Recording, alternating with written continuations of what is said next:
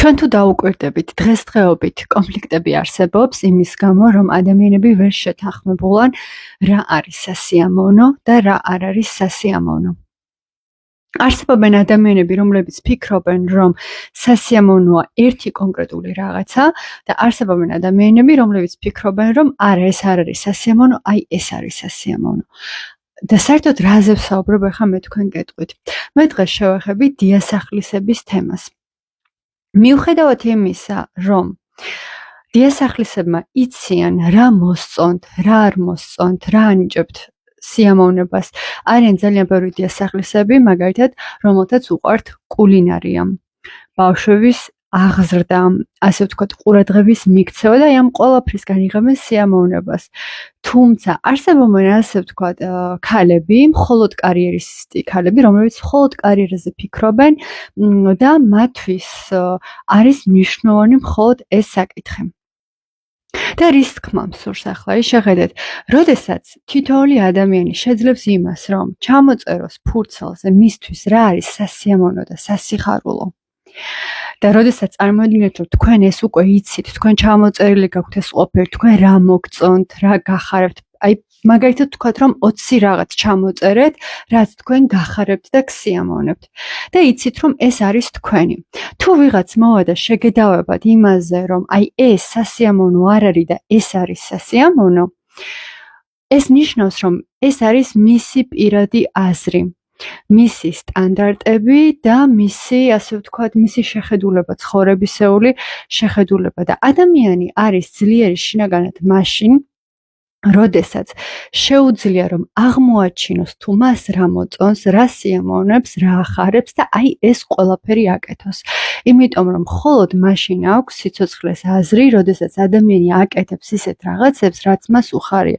აი წარმოიდგინეთ პატარა ბავშვი მაგალითად, ხომ? მშობლები რას ცდილობენ, რას ვცდილობთ ჩვენ მშობლები, რომ მაგალითად ბავშვს უყიდოთ მაგალითად რაღაცა კონკრეტული სათამაშოები, რომ შემდეგ ვითამაშოთ და გავერთოთ მასთან ერთად. ხომ ყოველ მშობელს სიამოვნებს, როგორ უხარია და სიამოვნებს ბავშვს, როდესაც დაკავებული არის, როდესაც ინტერესი უღვივდება, ხო? ასე არის ზუსტად დიდ ადამიანებში, მოზრდილ ადამიანებში, ზუსტად.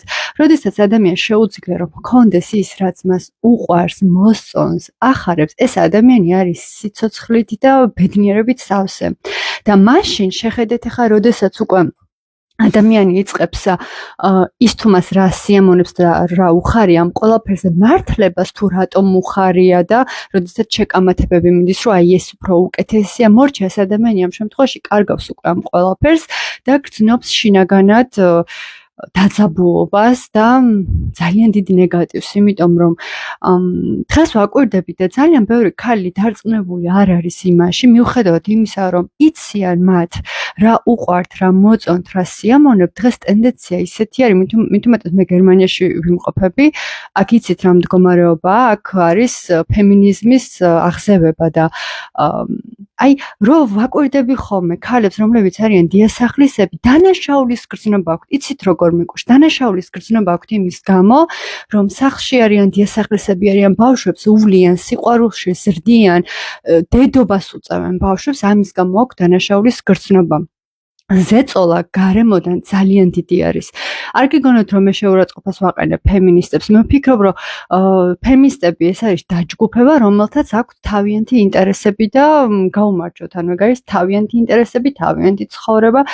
და აი, როდესაც ზეწოლა ხდება უკვე ქალებზე, რომლებიც არიან დიასახლისები, ხო, ამ შემთხვევაში და უხარიათ ეს ყველაფერი და არ იციან როგორ დაიცვან საკუთარი საზღვრები და დაჩაგრულად გრძნობენ თავს. ფაქტი არის ის, რომ ეს არის პრობლემა, რომელიც არის აღმოსაფრხოელი აუცილებლად. ჩემი აზრით, ყოველ ადამიანს, ყოველ ქალს აქვს იმის საშუალება და შესაძლებლობა, რომ ჰქონდეს შინაგანი თავდაჯერებულობა და აი როგორ თქვა, იმ შეუფასებლობის განცდა, რომელიც ქალს ხდის საოცარს.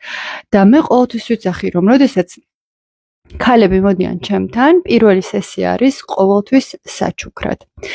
თუ თქვენ ხართ დიასახლისი მაგალითად და თქვენ გაქვთ ისეთი შეგრძნება, რომ თითქოს დამნაშავე ხართ, იმიტომ რომ თქვენ ხართ გმირი დედა. მე თქვენ გჩუქნით, სესიას მოდით ჩემთან და თქვენ მოგემატებათ აუცილებლად თავდაჯერებულობაც, იმიტომ რომ თქვენ ხართ შეუფასებლები. თქვენი შეფასება უბრალოდ შეუძლებელი არის.